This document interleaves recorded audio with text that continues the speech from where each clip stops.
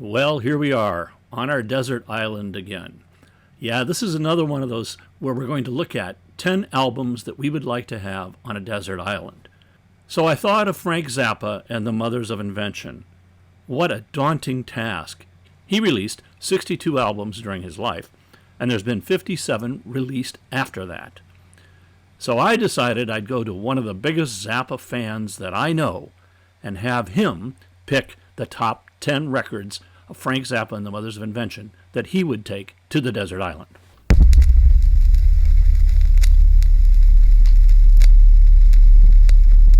Okay, back in the days when we had our rock and roll band, it was called The Darkness. Here's a picture of us. Don't we look handsome, so young? And now, here's a picture of the drummer. Actually, it's a live picture of the drummer. Hello, Brad. Hey, Bernie, how you doing? How are you?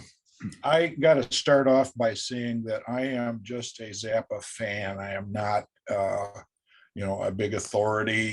I've got my top favorites. You probably have your top favorites, and anybody else, has their top favorites. I know some people like the early Zappa, some people like the later Zappa, some like it in the middle. My number 10 album, I would say, is just another band from LA.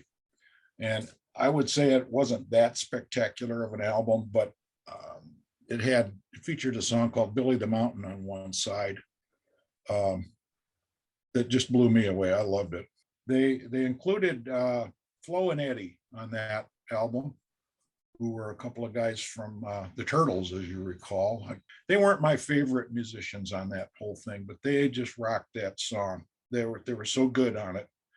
And I wasn't a big Turtles fan, although, I remember in the Darkness, I think we did one of the songs, Happy Together. Yeah, yep, that's right. My number 9 favorite album would be something called Zappa in New York. And that was a live album. Not really spectacular, but it had a couple of songs on there that, again, were just insane things. One of them was the Illinois Enema Bandit, and that was about a young man that did some strange things with some nurses down at the U of I in Champaign. And maybe I like that because I went to school there for a year. Right. The other song on it was, and I hope I can say this without getting bleeped, the Season Beer. It's kind of that song to me reminded me of a combination of Arlo Guthrie's The Motorcycle Song and is it Charlie Daniels did The Devil Came Down to Georgia? Right. Kind of something like that. It was just this having a conversation with the devil. And so anyway, that was Zappa in New York. My number 8 song is going to be Absolutely Free. Oh, yeah. It was the second album that Frank came out with, or the Mothers came out with. It was a follow-up to the Freak Out album, and it's kind of hard to remember which songs were on which album, but boy, oh boy, Freak Out was my number 7. Right.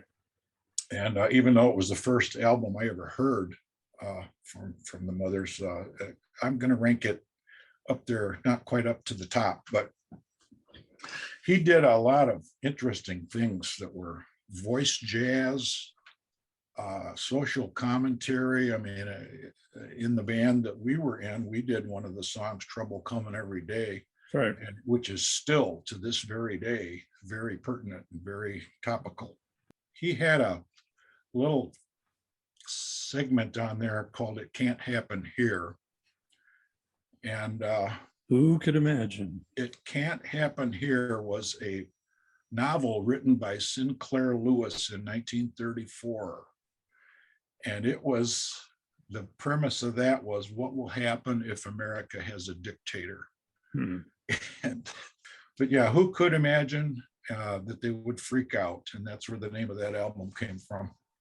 Right. And I do remember too, because Had a swimming pool. Yep. they had a swimming pool. I'm going to get on to number 6, my number 6 favorite, The Man from Utopia. Now that had some real interesting artwork. I think that attracted me. It was Frank Zappa as a macho guy. His fist was out crushing the neck of his guitar. He was just nailing that, whatever he was playing. It was in Italy, I believe, somewhere like Milan, perhaps. Mm-hmm. The flies buzzing around. The front was his front, and the back cover of the thing was the back of it. So whoever did the artwork, I'm sorry, I can't attribute it to anybody, but that was really good. He did something on there that was, he played the guitar note for note with his lyric when he was singing. And that was very interesting. The Dangerous Kitchen. There was one, the Jazz Discharge Party Hats, which is kind of an interesting song. The Radio Is Broken. The production of it was just awesome. There were just some you put on a vinyl and you think you were there live, because Right. it just was incredible. And he's always been known for that, but this even stepped it up a notch from there. Had some great instrumentals. One of them was We Are Not Alone. Another one was called Maggio, which hope I pronounced that correctly. I don't know what it means, but Maggio, Moggio. Loved it. And then the oldie that he did on there was The Man from Utopia Meets Mary Lou. And that's an older song, Mary Lou. And I've heard Steve Miller do it.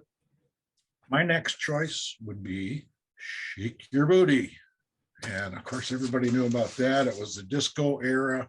There was a lot of satire of the disco era on that, as you can imagine.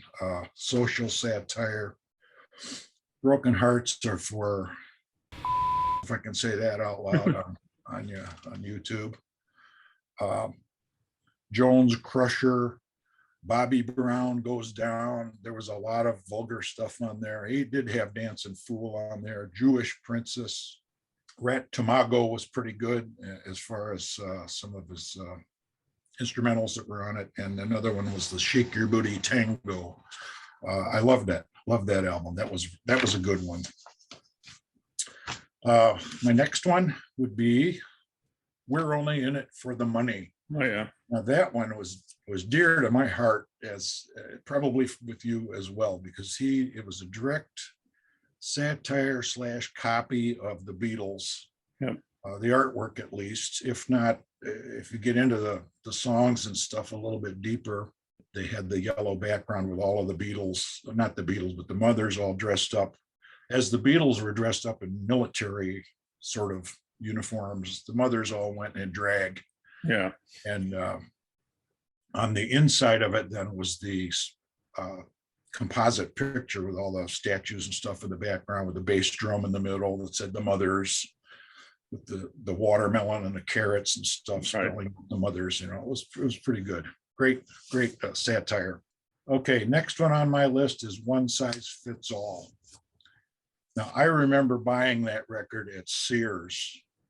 Another great album. I don't know, a lot of people don't know about that one, but he had a song called Inca Roads, which was kind of long and it was complicated. It was excellent. Another one was Florentine Poggian on that one, which was really good. But then he had a lot of fun on it as well. And social commentary again. That one had Pajama People. And one called San Bernardino, which is pronounced wrong, spelled wrong, San Bernardino, but it was San Bernardino, and that's how people that lived in trailer courts would pronounce it. Now, number 2, I'm putting down as Uncle Meat. Again, Cal Schenkel on the artwork. Strange artwork on that with the dental pictures and stuff on it. But I absolutely love the Uncle Meat and the Dog Breath variations and all of those. Musically, it was just really wonderful. And then again, at the end of that, there was some more of that doo-wop stuff that he loved. Electric Aunt Jemima. The Air was another one that was really good. Another one was called Cruising for Burgers, which is another tongue-in-cheek title, just to go with that doo-wop stuff. That also had Mr. Green Jeans on it, another a reference to the vegetable thing that he kind of got into for a while, calling a vegetable. Well, this was Mr. Green Jeans. One final thing, my favorite one has got to be Joe's Garage. I bought that in two different segments. There was first X1, and then Act 2 and 3 came out after that. I bought them separately, but I believe they came out on a CD. I think they came out all in one. That was his masterpiece to me. It was a rock opera. It follows the life of Joe, who got in trouble for playing music, and music had been banned. You can't play music anymore. So it goes all through him being in a band in his garage, through going to the police had him go to see a counselor, and they gave him a donut and told him to stick closer to, more social oriented activities. Right. And he went to jail, and all this stuff going on in jail. He got involved with L. Ron Hoover in the Church of Appliantology, which is strange. More of this social comment. Frank was quite a guy. So anyway, that was my number one.